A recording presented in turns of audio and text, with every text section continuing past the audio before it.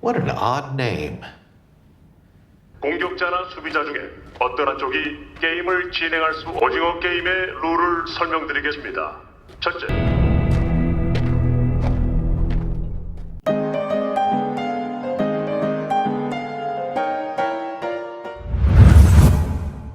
Hai guys, welcome back again with Enkun di channel Zona Recap.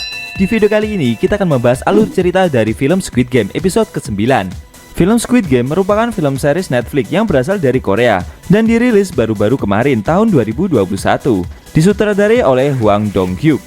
Pada episode ke-9 ini menceritakan permainan terakhir yang akan dilakukan oleh dua orang finalis. Yang keduanya merupakan sahabat sejak kecil, yakni Song Gi-hun dan Cho Sang-woo. Oke, untuk detail ceritanya langsung aja kita bahas. Let's go!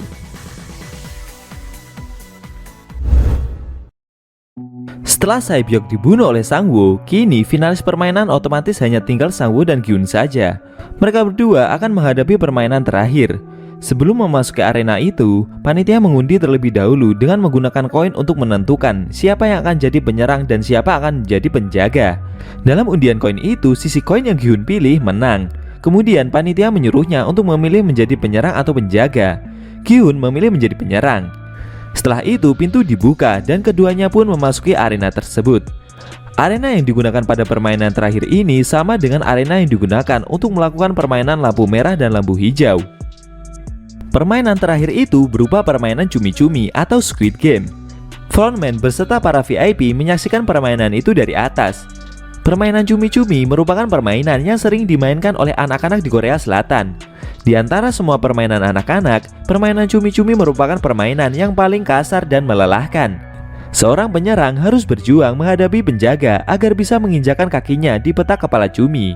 Sedangkan penjaga bertugas untuk menahannya agar tidak mencapai petak kepala cumi itu dan mendorongnya agar keluar dari garis gambar cumi-cumi tersebut. Panitia menambahkan peraturan, apabila salah satu pemain tidak bisa meneruskan bermain, maka ia akan otomatis tereliminasi. Gi-hun tidak menyangka ia akan melakukan permainan yang ia mainkan sewaktu ia masih kecil bersama sahabatnya sendiri. Dan permainan terakhir pun dimulai. Gi-hun mengencangkan tali sepatunya dan secara diam-diam mengambil pasir satu genggam.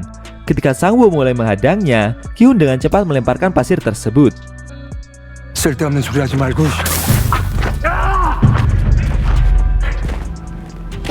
Lalu Gi-hun berhasil berjalan melewati petak tangan cumi-cumi. Kini ia tinggal berjuang melewati petak badan cumi-cumi. Hujan mulai turun dari langit seakan menandakan menangisi hari itu. Sang-woo memberitahu Gi-hun bahwa ia sengaja membunuh Sae-byok walaupun dia masih bisa diselamatkan. Karena ia tidak ingin permainan berakhir apabila Gi-hun dan Sae-byok berencana melakukan voting penghentian permainan demi mengobati luka yang Sae-byok derita. Mendengar hal itu, Gi-hun mengangkat pisaunya dan bersiap menyerang untuk menginjakan kakinya ke petak kepala cumi. Keduanya pun mulai berkelahi menggunakan pisau.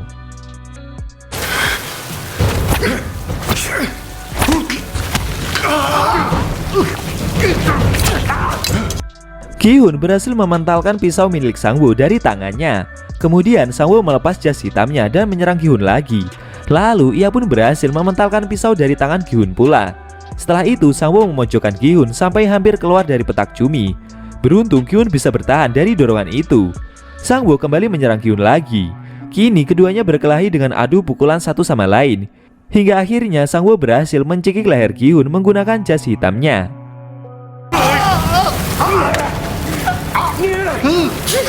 Namun Gi-hun masih bertahan dan malah berhasil melepaskan diri dari cekikan itu. Para VIP yang menonton jadi semakin tegang. Kini dengan tenaga yang sudah hampir habis, keduanya mengayunkan pukulan satu sama lain. Hingga akhirnya Sang-woo berhasil mengambil pisaunya, lalu menusuk paha dan perut Gi-hun.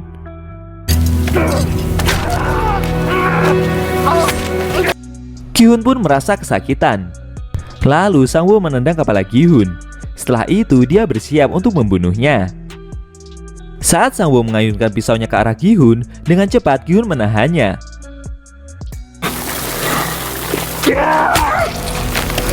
Kemudian Gi-hun malah menggigit kaki Sang-woo. Sang-woo langsung kesakitan. Setelah itu Gi-hun segera bangkit kembali dan mencoba menyerang dengan sisa tenaga yang ia miliki. Sang-woo yang sudah lemas itu dipukuli Gi-hun berkali-kali.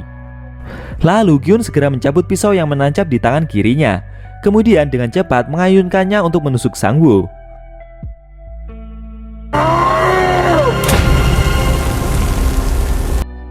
Namun ternyata Gyun tidak sampai hati untuk melakukannya. Ia menusukkan pisau itu tepat di sebelah kanan kepala Sangwoo. Setelah itu Gyun segera berjalan menuju petak kepala cumi untuk memenangkan permainan tersebut.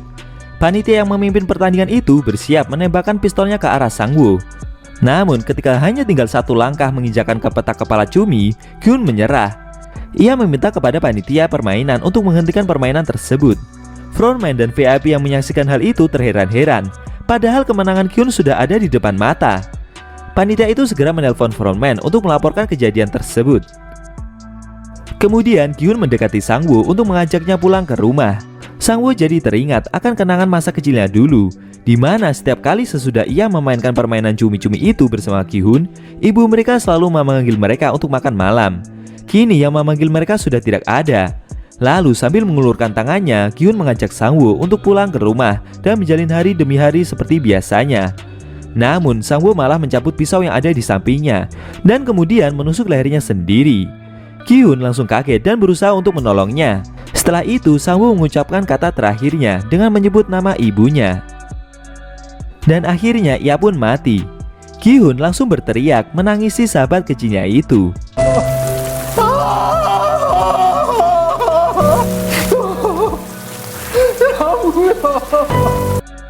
Permainan tidak jadi dibatalkan dan Gi-hun diputuskan menjadi pemenang dengan total hadiah sebesar 45,6 miliar won atau setara dengan 555 miliar rupiah. Setelah permainan itu selesai, para VIP segera meninggalkan tempat tersebut. Frontman alias In-ho mengantarkan Gi-hun pulang ke rumah dengan menaiki mobil mewah. Kemudian ia mengucapkan selamat atas kemenangan tersebut.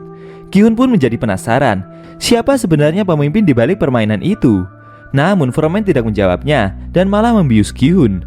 Setelah itu ia menjatuhkan Gi-hun dari mobil ke kota tempat tinggalnya berada. Saat terjatuh dari mobil, Gi-hun ditemukan oleh seorang warga kota yang ada di sana.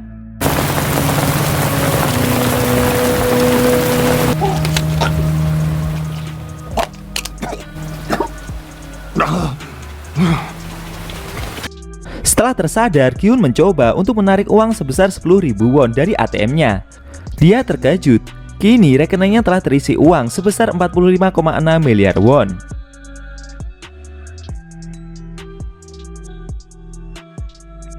Setelah itu, dalam keadaan jiwa yang seperti kosong, Gi-hun segera pulang ke rumah. Pada saat berjalan pulang, dia dipanggil oleh ibu Sangwoo. Ibu Sangwoo memberikan Gi-hun sebungkus roti dagangannya, sembari memberitahukan kepada Gi-hun bahwa ibunya tampak tidak pernah keluar rumah untuk bekerja selama 2 hari terakhir. Ia sempat khawatir dan ingin mencoba menjenguknya, namun karena sibuk ia tidak jadi melakukannya. Lalu ia mencoba menanyakan kepada Gi-hun apakah sempat bertemu dengan Sangwoo atau tidak. Gi-hun hanya terdiam. Kemudian ia segera melangkahkan kakinya untuk pulang ke rumah. Sesampainya di rumah, Gi-hun segera mencari ibunya. Gi-hun sempat memanggil ibunya itu beberapa kali, namun ia tidak kunjung mendengar jawaban. Lalu saat Gi-hun berhasil menemukan ibunya di dalam kamar, ibu Gi-hun tampak sedang tidur. Gi-hun segera membangunkannya agar ia segera bisa memberi hadiah uang yang banyak. Namun sayangnya ibu Gi-hun ternyata sudah tidur untuk selamanya. Mengetahui hal itu, Gi-hun langsung lemas dan memeluk ibunya tersebut. 1 tahun telah berlalu. Gi-hun dipanggil oleh pemimpin bank di mana ia menyimpan uang. Pemimpin bank itu mencoba menanyakan dari mana asal uang tabungan Gi-hun yang begitu besar jumlahnya. Namun Gi-hun tidak mood untuk menjawabnya. Pemimpin bank itu mencoba untuk menawarkan jenis tabungan premium yang lebih besar bunganya. Sayangnya Gi-hun merasa tidak tertarik mengenai hal itu. Lalu ia segera berdiri untuk pulang. Pemimpin bank itu meminta maaf kepada Gi-hun jika ada perkataannya yang menyinggung. Gi-hun tidak mempermasalahkan hal itu. Namun setelah itu Gi-hun meminta tolong kepada pemimpin bank itu untuk menghutanginya sebesar 10.000 won. Pemimpin bank itu tampak terheran-heran dengan sikap Gi-hun. Kemudian ia segera menghutangi uang yang jumlahnya kecil itu.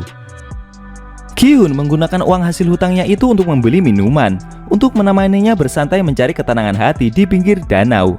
Gi-hun sedang melakukan self healing untuk penyegaran mentalnya.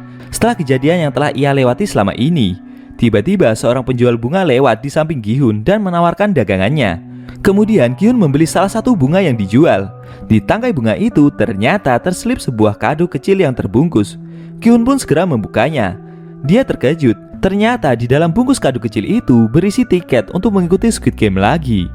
Namun isi dari tiket itu berbeda dengan sebelumnya. Isi tiket itu menyuruhnya untuk mendatangi sebuah kamar tidur di sebuah hotel. Tertulis di tiket itu berasal dari teman Ganbu Gi-hun pada permainan kelereng, yang artinya tiket itu berasal dari si kakek tua yaitu Il-nam. Mengetahui hal itu, Gi-hun langsung bergegas untuk menemuinya. Setelah menemukan alamat hotel tersebut, Gi-hun segera masuk ke dalam hotel dan menaiki lift menuju kamar yang dia tuju. Setibanya di sana, terlihat dari kejauhan kakek Il-nam sedang terbaring di kasur. Mengetahui hal itu, Gi-hun segera mendekatinya. Gi-hun langsung terkejut dan terheran-heran. Ternyata kakek Il-nam masih hidup. Kemudian kakek Il-nam meminta tolong kepada Gi-hun untuk mengambilkannya secangkir air putih. Setelah itu, dari atas gedung, kakek Il-nam melihat seorang pengemis di pinggir jalan yang sedang mabuk dan tergeletak. Kakek Il-nam meminta Gi-hun untuk bermain tebak-tebakan. Gi-hun tidak menghiraukannya. Ia berteriak dan meminta penjelasan dari semua yang terjadi dan siapa sebenarnya kakek itu.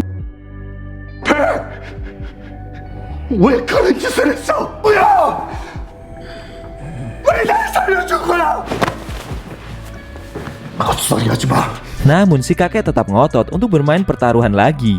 Ia berjanji jika Gi-hun mau bermain dengannya, ia akan menjelaskan mengenai dirinya. Jika pengemis itu tidak ada yang menolong sampai jam 12 malam, maka ialah yang menang. Sebaliknya, jika dalam waktu kurang dari jam 12 malam ada orang yang membantunya, maka Gi-hunlah yang dinyatakan menang.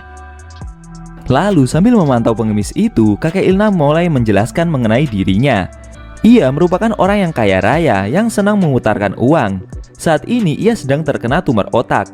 Sebelum menjelaskan lebih jauh, kakek Il-nam ingin mengetahui alasan Gi-hun yang katanya tidak pernah menggunakan uang hasil bermain memenangkan Squid Game.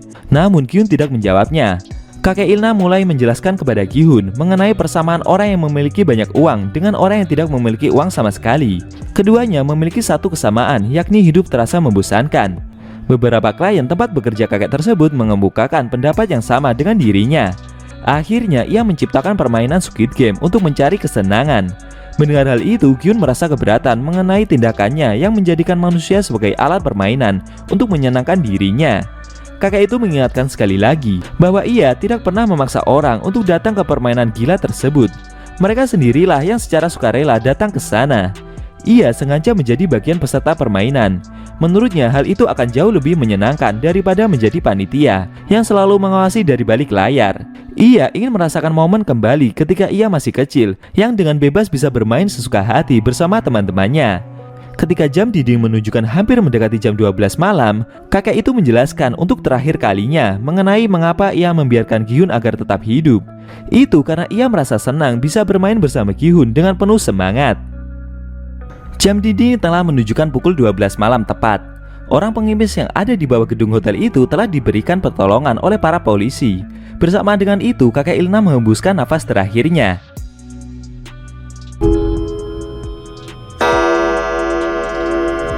Mengetahui hal itu, Gi-hun mencoba melihatnya lebih dekat. Lalu dia segera pergi begitu saja. Tak lama kemudian, frontman alias In-ho datang dan menutup mata kakek Il-nam agar ia beristirahat dengan tenang.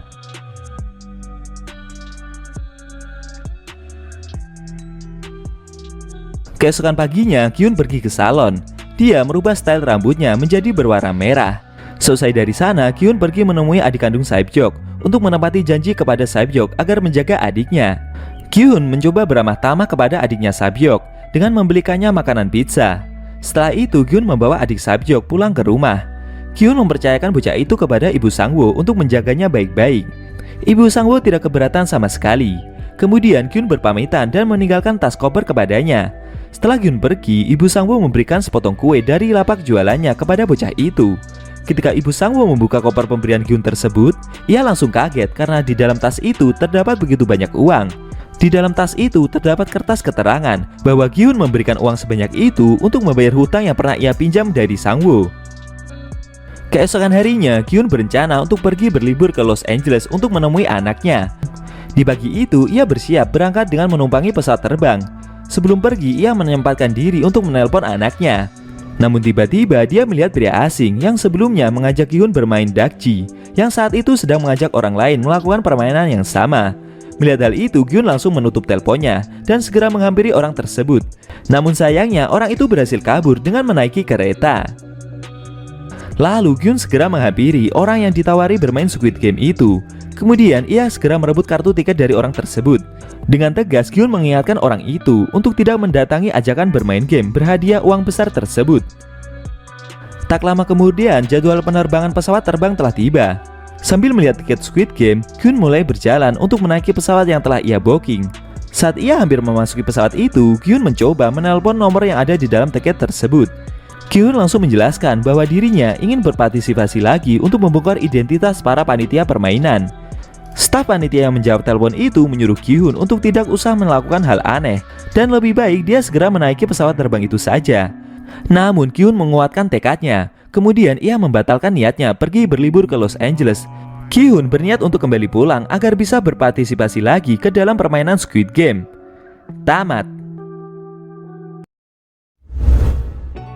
Nah, itu tadi alur cerita dari film Squid Game episode ke-9 atau episode terakhir. Bagaimana menurut kamu? Jangan lupa tinggalkan komentar kalian ya. Jangan lupa juga kasih like dan klik subscribe serta aktifkan loncengnya ya guys, biar kalian selalu dapat notifikasi jika kita upload video terbaru. Oh ya, kalau kamu mau request film apa yang pengen dibahas selanjutnya, cukup tuliskan di kolom komentar. Ntar bakal Enkun pilihin mana yang bisa dibahas duluan. Jika ada kata-kata dari Enkun yang kurang pas, Enkun mohon maaf dan sampai bertemu di video review film Zona Recap selanjutnya.